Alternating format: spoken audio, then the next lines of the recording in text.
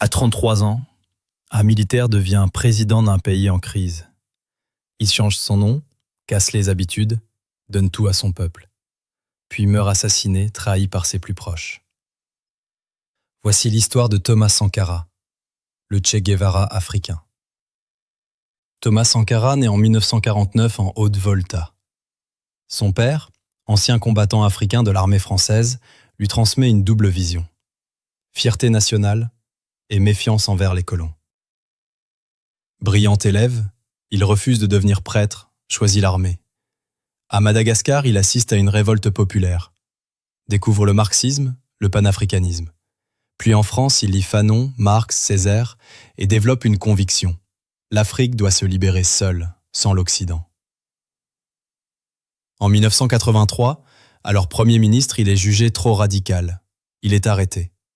Mais son ami Blaise Compaoré organise un coup d'État pour le libérer. Sankara devient président à 33 ans. Il rebaptise le pays Burkina Faso, la terre des hommes intègres. Nouveau drapeau, hymne révolutionnaire, fin des symboles coloniaux. Il vend la flotte présidentielle, remplace les Mercedes par des Renault 5, porte un uniforme cousu localement, roule à vélo, refuse tout salaire excessif. Il dit « Je veux vivre simplement, comme les gens que je représente ». En un an, il vaccine plus de 2,5 millions d'enfants contre la rougeole, la fièvre jaune, la méningite. Les chiffres impressionnent même l'OMS. Il multiplie les campagnes d'alphabétisation. En 4 ans, le taux passe de 13% à 73%. Il interdit les mariages forcés, la polygamie, la mutilation génitale. Il nomme des femmes à des postes ministériels, du jamais vu à l'époque. Il lance une campagne de reboisement, 10 millions d'arbres plantés pour stopper la désertification. Il redistribue les terres, abolit les redevances aux chefs traditionnels. Les paysans produisent 2 fois plus, l'autosuffisance alimentaire est atteinte. Sankara refuse les diktats du FMI et de la Banque mondiale. Il déclare « Celui qui vous aide vous contrôle ». Il demande aux Burkinabés de ne compter que sur eux-mêmes. Il crée des tribunaux populaires pour juger les corrompus. Certains applaudissent, d'autres dénoncent une justice trop expéditive. Mais à l'international, Sankara dérange.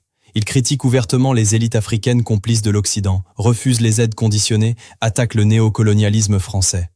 À l'OUA en 1987, il affirme « La dette ne peut pas être remboursée, car ce n'est pas notre dette ». Même en Afrique, certains dirigeants le voient comme une menace. Au Burkina, son style direct, ses décisions autoritaires et l'isolement économique commencent à faire grincer des dents, même chez ses anciens alliés. La paix va de pair avec l'application ferme du droit des pays à l'indépendance. Sur ce point, le palmarès le plus impitoyable, le plus pitoyable, le plus lamentable, oui, le plus lamentable, est détenu au Moyen-Orient en termes d'arrogance, d'insolence et d'incroyable entêtement d'un petit pays, Israël, qui, depuis plus de 20 ans, avec l'inqualifiable complicité de son puissant protecteur, les États-Unis d'Amérique, continue à défier la communauté internationale au mépris d'une histoire qui, hier encore, désignait chaque juif à l'horreur des fours crématoires. Israël en arrive à infliger à d'autres ce qui fut son propre calvaire.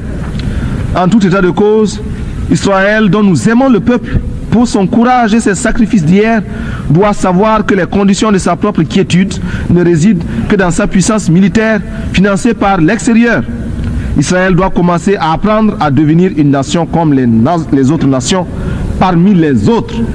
Pour l'heure, nous tenons à affirmer, du haut de cette tribune, notre solidarité militante et agissante à l'endroit des combattants, femmes et hommes de ce peuple merveilleux de la Palestine. Je voudrais que notre conférence adopte la nécessité de dire clairement que nous ne pouvons pas payer la dette. Non pas dans un esprit belliqueux, belliciste. Ceci pour éviter que nous n'allions individuellement nous faire assassiner. Si le Burkina Faso tout seul refuse de payer la dette, je ne serai pas là à la prochaine conférence. Par contre, avec le soutien de tous, dont j'ai besoin, et quand nous disons que la dette ne saurait être payée, ce n'est point que nous sommes contre la morale, la dignité, le respect de la parole. Parce que nous estimons que nous n'avons pas la même morale que les autres. Entre le riche et le pauvre, il n'y a pas la même morale. La Bible, le Coran, ne peut pas servir de la même manière celui qui exploite le peuple et celui qui est exploité. Il faudrait alors qu'il y ait 2 éditions de la Bible et 2 éditions du Coran.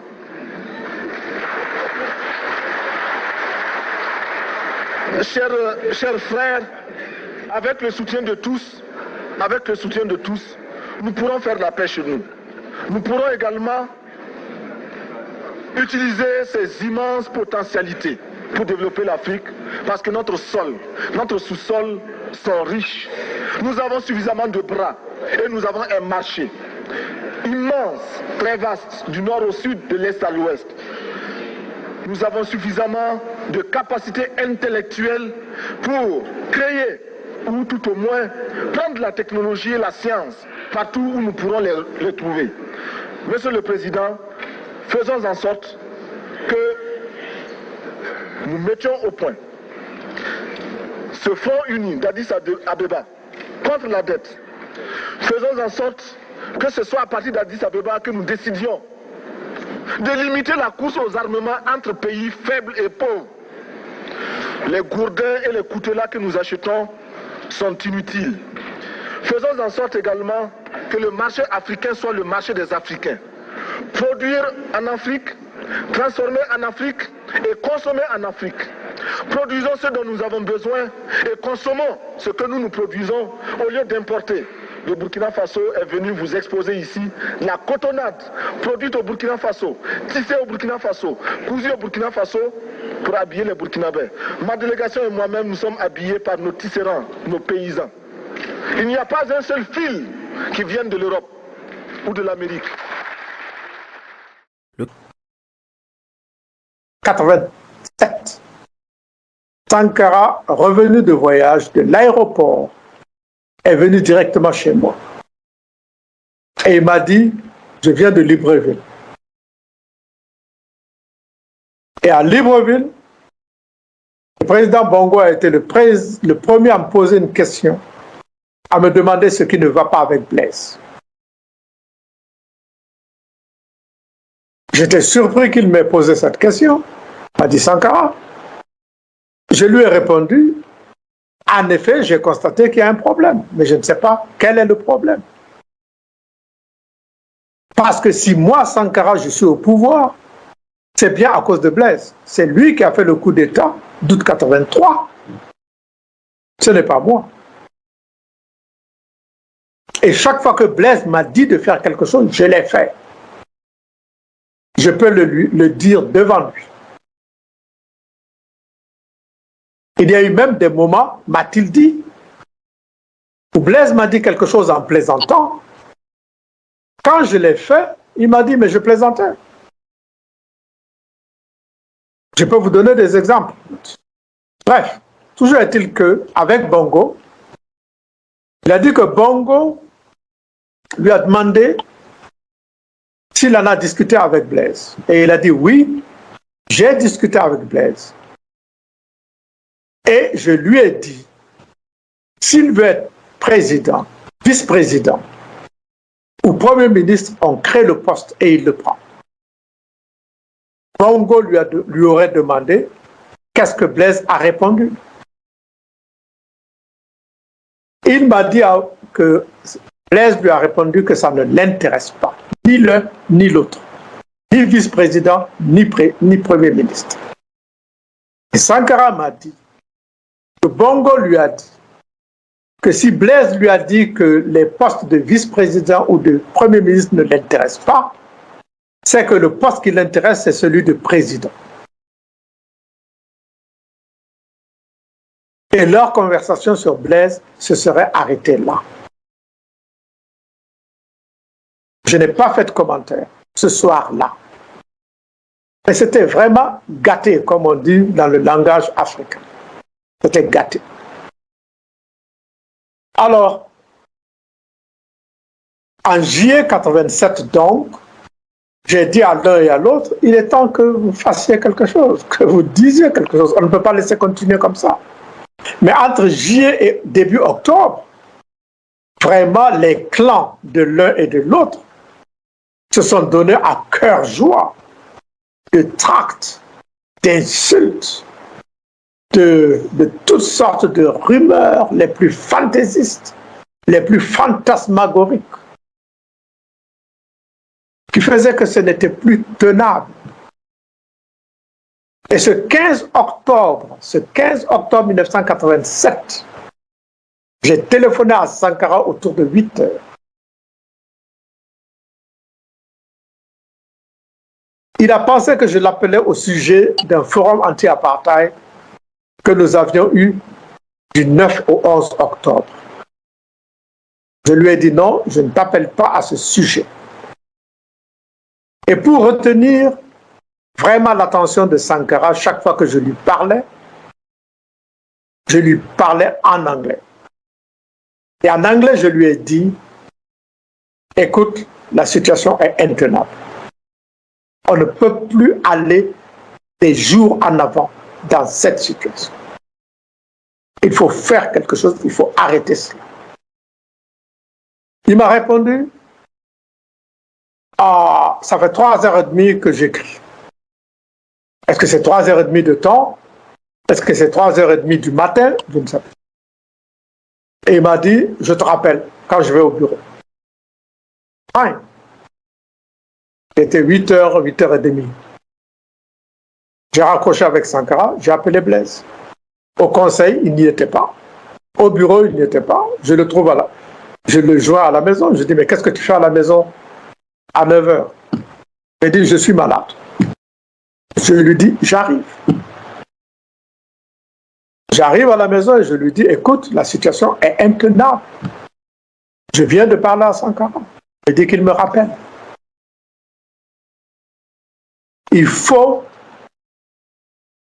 que vous publiez une déclaration qui sera lue par Sankara ou par toi,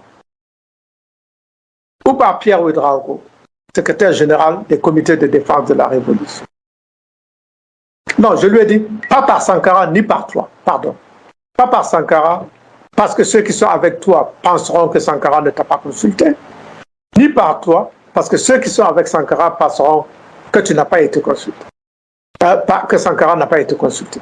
Mais il faudrait que ce soit de préférence par Pierre Ouédraogo, secrétaire général des CDR, ou Henri Zongo, ou Jean-Baptiste Lengani. Henri Zongo et Jean-Baptiste Lengani étant un des 4 leaders militaires du Conseil national de la Révolution. Et il m'a dit, pour dire quoi? Blaise m'a demandé, pour dire quoi? Je lui ai dit, pour dire que vous avez constaté que le ver est entré dans le fruit et que vous êtes en train de vous employer à l'extirper. Il s'est tu. Puis il m'a dit, et je répète ces mots, il dira oui et il fera autre chose. Je lui ai demandé qui? Sankara? Il m'a dit oui. Et Sankara dira oui et il fera autre chose? Il m'a dit oui. Et je lui ai dit, si vous en êtes arrivé là, c'est très grave. Pour des gens en armes. C'est très grave. Nous n'avons plus parlé pendant près d'une minute. Et pour la première fois depuis que je rencontre Blaise, en 4 ans, c'est lui qui a pris l'initiative de mettre fin à notre entretien. Le 15 octobre 1987, il est 16h30 à Ouagadougou. Thomas Sankara tient une réunion au Conseil de l'Entente. Soudain, des coups de feu. Un commando entre. Sankara, sans défense, se lève calmement et dit « C'est moi qu'ils veulent ». Il est abattu de plusieurs balles sur le pas de la porte. 12 autres membres de son gouvernement sont tués. Un seul survivant, Alouna Traoré, qui se fait passer pour mort. Quelques heures plus tard, Blaise Compaoré prend la parole à la radio. Il annonce la mort accidentelle de Sankara et la reprise du pouvoir. Son corps est enterré dans une tombe anonyme. Le deuil est interdit. Le nom de Sankara effacé des livres. Pendant 27 ans, Compaoré dirige d'une main de fer. En 2014, le peuple burkinabé se soulève, chasse le dictateur. En 2015, le corps de Sankara est exhumé. L'autopsie révèle 12 impacts de balles. En 2022, après un non-procès, Compaoré est reconnu coupable d'assassinat. Il est condamné par contumace depuis son exil en Côte d'Ivoire. En 2023, un mausolée est inauguré à Ouagadougou. Conçu par l'architecte Francis Kéré, il devient un lieu de mémoire. De Dakar à Kinshasa, de Ouaga à Paris, Sankara reste une figure qui inspire les jeunes, les militants, les artistes. Il est plus qu'un nom, il est un appel à résister.